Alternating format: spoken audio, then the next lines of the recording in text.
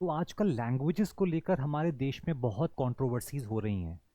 तो official language को लेकर कॉन्स्टिट्यूशन ऑफ इंडिया क्या कहता है, एक बार वो देख लेते हैं।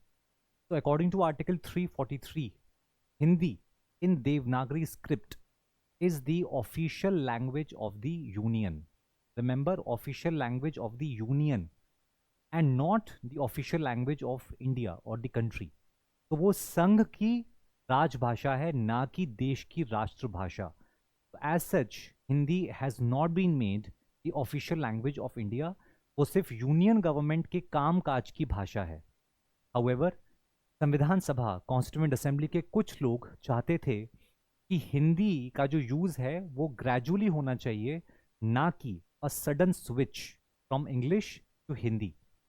That is why the same article article 343 ने ये कहा कि कॉन्स्टिट्यूशन के फोर्स में आने के बाद 15 साल तक for 15 years English language shall continue to be used for all official work of the union.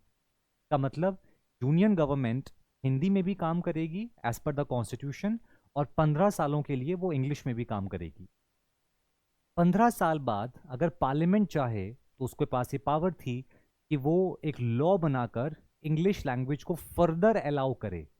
तो 15 साल कब पूरे होंगे? 1965 में। 1950 से 1965, 15 साल।